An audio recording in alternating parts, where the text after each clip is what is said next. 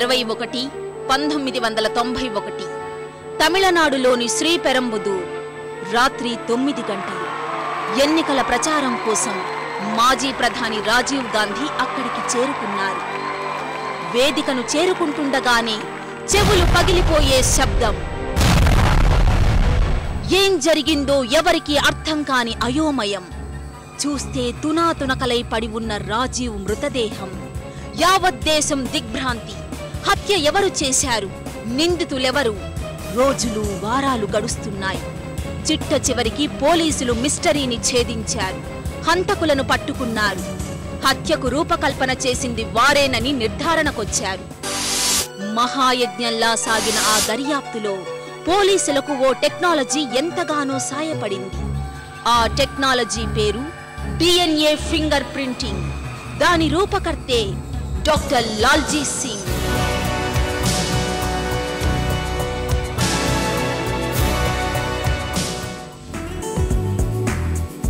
Lalji Singh July 5, 1947న ఉత్తరప్రదేశ్లోని జాన్పూర్ జిల్లా కల్వారే గ్రామంలో జన్మించారు.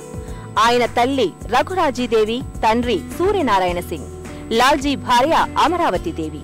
ఈ దంపతులకు 2 కుమారులు. After my intermediate, I was very much fascinated by biology. I used to catch frogs from my village. నా ఇంటర్ విద్య అనంతరం నేను జీవశాస్త్ర అధ్యయనంపై మక్కువ పెంచుకున్నాను. నేను మా ఊర్లో చెరువుల్లోని కప్పలను పట్టుకొని ఇంటి వద్ద వాటిని కోసి చూసి అనేక విషయాలను తెలుసుకునేవాణ్ణి. కప్ప హృదయ స్పందనలు, నాడీ వ్యవస్థ, జీర్ణ వ్యవస్థ, రక్త ప్రసరణలు ఏ విధంగా ఉన్నాయో చూసేవాణ్ణి. నేను మెడికల్ ఎంట్రన్స్ ఎగ్జామ్స్కు ఆలస్యంగా వెళ్లిన కారణంగా పరీక్ష రాయలేకపోయాను.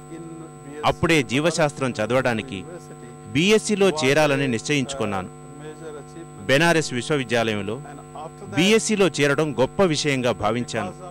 జీవ ప్రపంచమే లోకంగా అధ్యయనం చేశాడు. MScలో యూనివర్సిటీలోనే మొదటి స్థానంలో నిలిచి బంగారు పతకం సాధించాడు. ఆ తర్వాత లాల్జీ పరిశోధక జీవితం మొదలయ్యింది. పాముల్లో లింగ నిర్ధారణ అంశంపై పరిశోధన ప్రారంభించారు. లింగ భేదాలకు కారణమయ్యే జన్యువుల పరిణామ క్రమం పాముల్లో ఉన్నంతగా మరే జీవిలోనూ నిక్షిప్తం కాలేదు. దాన్ని అర్థం చేసుకుంటే మనుషుల్లోనూ లింగ భేదాలకు కారణాలు తెలుసుకోవచ్చని ఆయన భావించారు. అందుచేత పాములను తన పరిశోధనాంశంగా చేసుకున్నారు. 1971లో PhD పూర్తయింది. అనంతరం లాల్జీ సింగ్ బెనారస్, కలకత్తా విశ్వవిద్యాలయాల్లో సహాయ పరిశోధకునిగా, పూల్ ఆఫీసర్గా పనిచేశారు. ఆ సమయంలోనే ఆయనకు 9 నెలల పాటు కామన్వెల్త్ ఫెలోషిప్ లభించింది. పాముల్లో లింగ నిర్ధారణ అంశంపై అణుస్థాయిలో పరిశోధనలు చేయాలని లాల్జీ సింగ్ ఉద్దేశం.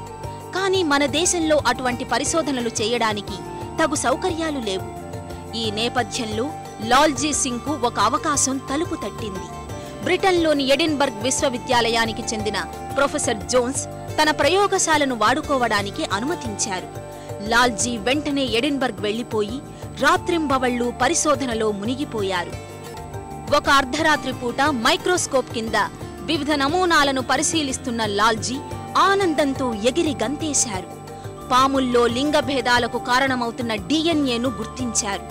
ఈ విజయంతో లాల్జీకిస్తున్న కామన్వెల్త్ ఫెలోషిప్ను మరో 14 నెలల పాటు పొడిగించారు.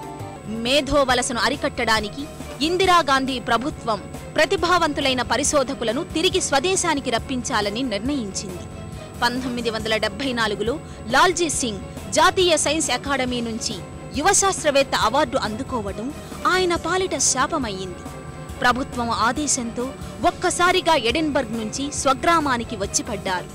I faced a tremendous problem. I would like to point out that my fellowship was only for 9 months. ఎడిన్బరోలో fellowship చేస్తున్నప్పుడు ఎంతో ఇబ్బంది పడ్డాను. నా 9 నెలల ఫెలోషిప్ పూర్తి కాకమునిపే నా పాస్పోర్టును లండన్లో ఉన్న ఇండియన్ ఎంబసీ స్వాధీనం చేసుకుంది. భారత ప్రభుత్వం మేధావుల వలసని అరికట్టాలని భావించడం వల్ల ఈ ప్రక్రియకు బలైన మొదటి వ్యక్తి నేనే. అలా నేను భారతదేశానికి తిరిగి వచ్చాను. 3 ఏళ్ల పాటు దేశాన్ని విడిచి వెళ్లరాదంటూ ప్రభుత్వం మరో ఉత్తర్వును అందచేసింది. ఆ విధంగా కొన్నాళ్ల పాటు ఊరికే పరిమితమైపోయారు. కానీ ఆయన ఆలోచనలు మాత్రం ఎడిన్బర్గ్లోని తన పరిశోధనల చుట్టే తిరిగేవి. ఎలాగైనా బ్రిటన్ వెళ్లాలని నిశ్చయించుకున్నారు. పీహెచ్డీలో తనకు గైడ్గా వ్యవహరించిన ప్రొఫెసర్ రాయ్ చౌదరితో కలిసి ప్రయత్నాలు ప్రారంభించారు.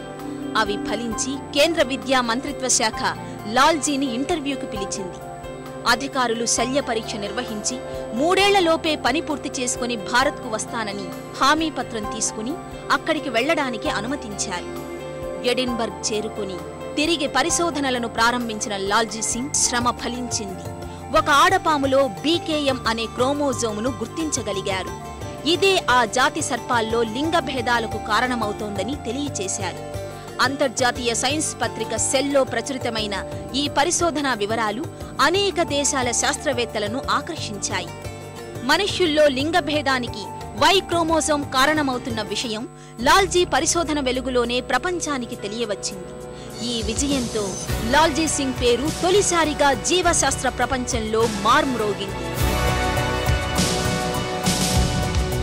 బ్రిటన్లో ఉన్న స్వదేశంలో సైన్స్ టెక్నాలజీ రంగాల్లో జరుగుతున్న పరిణామాలను లాల్జీ సింగ్ ఎప్పటికప్పుడు తెలుసుకునేవారు. ఈ నేపథ్యంలోనే centre for cellular and molecular biology వ్యవస్థాపక డైరెక్టర్ పిఎం భార్గవ నుంచి లాల్జీకి ఆహ్వానం అందింది. సిసిఎంబిలో నెలకొన్న పని వాతావరణాన్ని, భార్గవ వ్యక్తిత్వాన్ని పరిశీలించిన లాల్జీ సింగ్ మరో ఆలోచన లేకుండా ఆ ఆహ్వానాన్ని అంగీకరించారు. 1987 లాల్జీ సింగ్ హైదరాబాద్లో అడుగుపెట్టారు. సిసిఎంబిలో సీనియర్ సైంటిస్టుగా చేరారు. ఎడిన్బర్గ్లో జరిపిన పరిశోధనల కొనసాగింపుగా లాల్జీ సింగ్ సిసిఎంబిలో వివిధ ప్రయోగాలు చేపట్టారు. గతంలో కనుగొన్న బీకేఎం క్రోమోజోమ్ ద్వారా కొత్త కోణాలను వెలికితీసే ప్రయత్నాలు చేశారు. డిఎన్ఏ ఫింగర్ ప్రింటింగ్ అనే అద్భుత టెక్నాలజీ ఆవిష్కృతమయ్యింది. ఈ టెక్నాలజీని అలెక్ జాఫ్రీ అనే శాస్త్రవేత్త 1984లోనే ప్రతిపాదించారు. దానికి లాల్జీ సింగ్ కొత్త కోణాలను అందించారు. డిఎన్ఏను విశ్లేషించడం ద్వారా వ్యక్తుల మధ్య ఉన్న తేడాలను, పోలికలను గుర్తించడానికి ఈ సాంకేతిక పరిజ్ఞానం ఎంతో ఉపయోగపడుతోంది. రక్తం, లాలాజలం, వీర్యం వంటి జీవద్రవ్యాల నుంచే కాక వాడిన టూత్ బ్రష్, రేజర్ వంటి వస్తువుల నుంచి కూడా డిఎన్ఏను సేకరించవచ్చు. ఈ టెక్నాలజీని ఏ జీవిపైనైనా వినియోగించవచ్చు. ఫోరెన్సిక్ దర్యాప్తుల్లో, పితృత్వ పరీక్షల్లో ఈ టెక్నాలజీ ఒక వరంగా రూపుదాల్చింది. డిఎన్ఏ ఫింగర్ ప్రింటింగ్ ఫలితాలను సాక్ష్యాధారాలుగా కేరళ హైకోర్టు తొలిసారిగా పరిగణించింది. ఆ తరువాత కాలంలో అనేక కేసుల్లో ఈ టెక్నాలజీ సాయంతో మిస్టరీలు విడివడ్డాయి. నేను 1987లో సిసిఎంబిలో చేరాను. 1988లో మేము డీఆక్సిరైబో న్యూక్లిక్ యాసిడ్ ఫింగర్ ప్రింటింగ్ విధానాన్ని, అంటే డిఎన్ఏ పద్ధతిని అభివృద్ధి చేశాం. దీంతో డిఎన్ఏ ఫింగర్ ప్రింటింగ్ను సొంతంగా కనుగొన్న 3వ దేశంగా భారత్ ప్రపంచంలో అవతరించింది. కేవలం డిఎన్ఏను కనుక్కోవడమే కాదు, దాని అభివృద్ధి, తద్వారా కలిగే ప్రయోజనాలను తెలియజేశాను. And it was in 1991 the first evidence of DNA fingerprinting